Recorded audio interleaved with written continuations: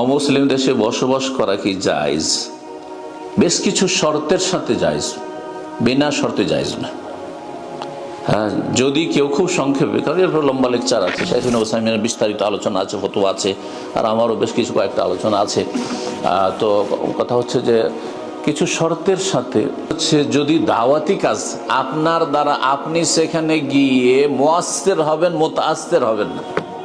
আরবি দুটো শব্দ। মুআসসির মানে অন্যের ওপর প্রভাব ফেলতে পারবেন, অন্যকে ভালো মানুষ বানাইতে পারবেন, আপনি অন্যের দ্বারা প্রভাবিত হয়ে খারাপ হবেন না, এই শর্ত যদি থাকে। হ্যাঁ, এবং শুধু নিজে নয়, আপনারা যারা 30-40-এর পরে এসেছেন, ইমানদার হয়ে এসেছেন, মাশাআল্লাহ এখনও ইমান নিয়ে আছেন, নামাজ নিয়ে আছেন, কিন্তু আপনার আগামী জেনারেশন কী অবস্থা সেটা আপনাকে অনেকবার চিন্তা করতে হবে, যে এদেরকে নিয়ে স্থায়ী থাকলে এদেরকে কি রক্ষা করতে পারবো? হ্যাঁ, কুফর থেকে, নাস্তিকতা থেকে, আর যেসব সংশয়, শুবহাত আর শাহওয়াত, দুই রোগ, দুই ফিতনা, এটাও একটি শর্ত।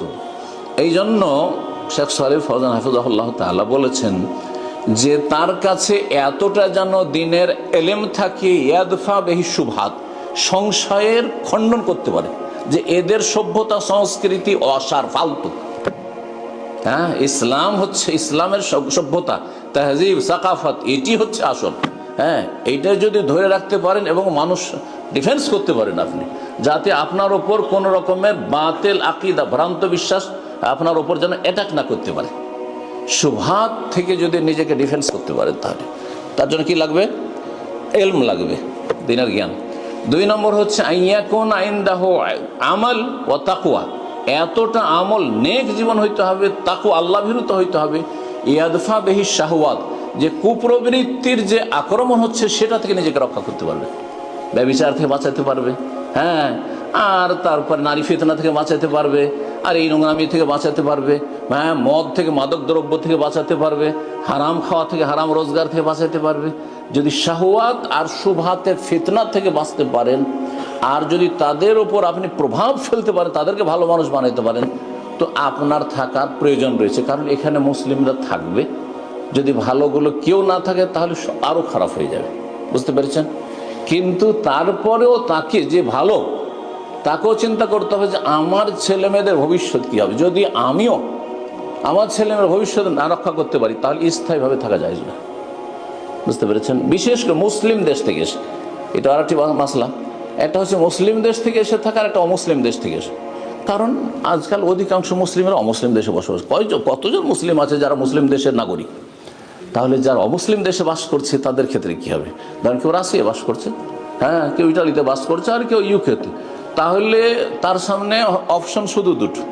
বাংলাদেশ কোনো অপশন নেই, পাকিস্তান কোনো অপশন নেই, কোনো আরব দেশে কোনো অপশন নেই, হ্যাঁ, নাগরিকত্ব নেই। তাহলে তার সামনে অপশন হচ্ছে দুটো, এই অমুসলিম দেশে থাকতে হবে, রাশিয়াতে, আর না হলে আমাকে ইউকেতে থাকতে হবে। তখন তাকে দেখতে হবে দুটো মন্দের মধ্যে কোনটা হালকা মন্দ, সেটা তাকে বাছাই করতে হবে। আশা করি বুঝতে পারছেন। কারণ তার ইমান রক্ষা করে, তার ছেলে মেয়েদের ইমান রক্ষা করতে হবে। রব্বুল আলামিন তৌফিক দান করেন। আর শুধু এমনি ফতুয়া দিয়ে দিলাম, অবাস্তব ফতুয়া, যার উপর আমল আপনারাও করতে পারবেন না, আর কেউ করতে পারবে না। এই জন্য শর্ত সাপেক্ষ, একবার সীমিত আকারে থাকা যাবে। কিন্তু আপনি যদি দেখেন যে আমি একটু দুনিয়ার সুখ শান্তি হাসিল করতে গিয়ে, ছেলে মেয়েকে সুখী করতে গিয়ে আখেরাত হারিয়ে দেবো, তাহলে মোটেই থাকা জায়েজ নয়। মুসলিম দেশ ত্যাগ করে এসে, মুসলিম দেশ ত্যাগ করে এসে ফাত্তাকুল্লাহ মাস্ত, যথাসাধ্য আল্লাহকে ভয় করুন। এই জন্য এখানে যদি থাকতে হয় তাহলে ঈমান ইসলামের চর্চা করুন, হ্যাঁ, দ্বীনি ইলমের চর্চা করুন, দ্বীনি প্রতিষ্ঠান তৈরি করুন, মসজিদ মাদ্রাসা তৈরি করুন, ইসলামিক স্কুল তৈরি করুন, এই ছেলে মেয়েদেরকে ইসলামিক স্কুলে পড়াশোনা করান। জি, আল্লাহ তৌফিক দান করুন, ফিতনা থেকে আল্লাহ বাঁচিয়ে রাখুন।